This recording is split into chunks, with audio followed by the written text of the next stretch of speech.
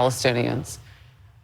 They're calling for the release of more than 200 Hamas hostages.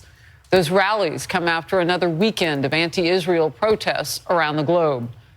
Doron Libshtein has four family members who have died by Hamas' bloody hands, including his brother, who was the mayor of a kibbutz near Gaza, and Gal Gilboa-Dalal, whose brother is currently being held hostage by Hamas in Gaza. All right, Doron, I'm going to start with you because the war now has taken a different phase. And I don't know what people are being told about those who you have lost. We're hearing more, fortunately, about the hostages. But tell me about those you lost. So my brother, Ophir, he was the mayor in this area. And he was the first to be killed on this morning of Saturday, October 7th.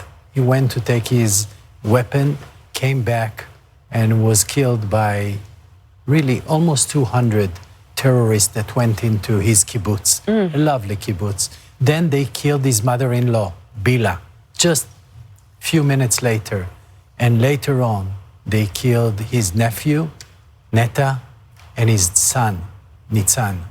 So it was a nightmare for us from an area that used to be called 95% heaven and 5% hell to a complete hell in one day. And, it's tough. It's tough to live in an area like this when we lost really our faith in humanity when we saw what the terrorists can do to civilians, to children, to grandmothers, to grandfathers, to babies, and in their kibbutz, in their beds, in their kitchens. In their beds, in their kitchen, even in the safe room.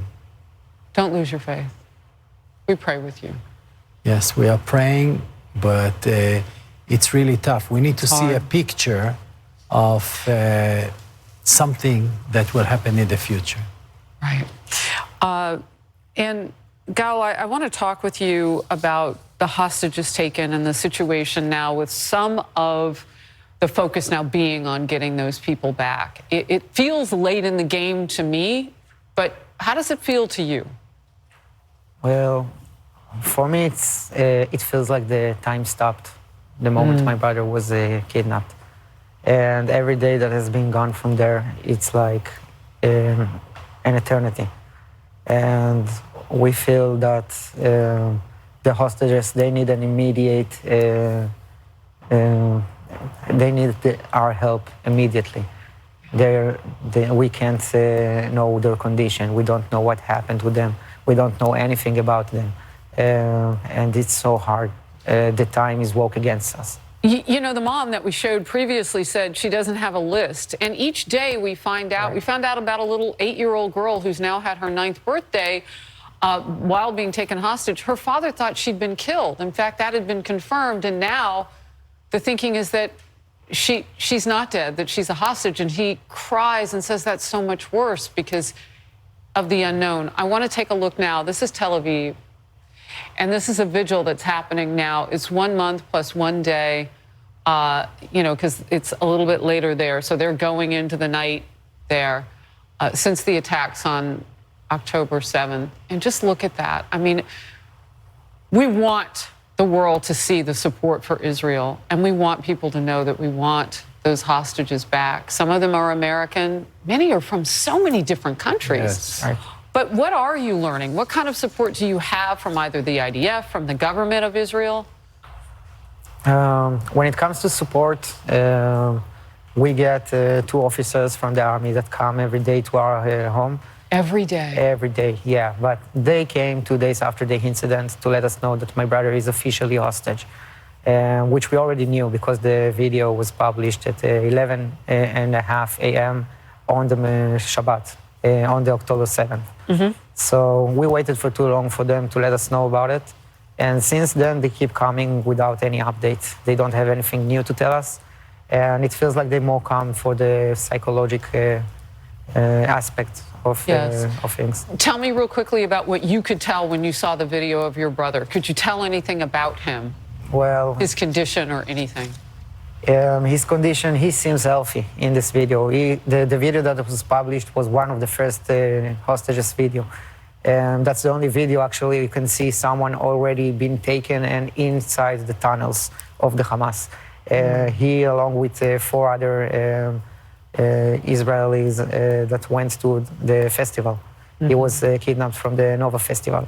And you can see in the video how frightened they are, how afraid they are. Of course. That's just horrible. I think it's one of the most horrible videos I saw. And you see that he's not bleeding, he's not hurt or anything. His shirt has been torn a little bit, but he just seems shocked and afraid. He's tied on the floor, saying his name to the camera. Wow. That's the video. And so you know, you wear his T-shirt. I have to say how much the two of you look alike. I know you've changed your hair a bit. Yeah. Bring Guy home now. He the one who dyed my hair, actually. I did the same hairstyle. I noticed that right away. I'm sure people think that you are, you guys look almost like twins. You know, there are 7 years difference between us. He's 22 and I'm 29, but it's like he's my best friend. It's like we don't have any difference at all. Doron and Gal, you're in my prayers. Don't lose your faith. It still moves mountains, and we can move this one together. I know that seems not enough, but it's what we have to give, our love and our faith. And we need the support of everyone, because we are not alone in this game. And no, you're not. The most important thing is to understand that it happened to us, but it can happen anywhere in the world. That's right. And it's time to wake up and work together. I just, bless you both. Can I say just a few words about my brother? Yes. So, these kids that were kidnapped from this festival, they are free spirit kids. They celebrate life by peace and love. That's all they know. And they are the best of the best in humanity. My brother, he has nothing bad inside him. Only love. He just cares for others.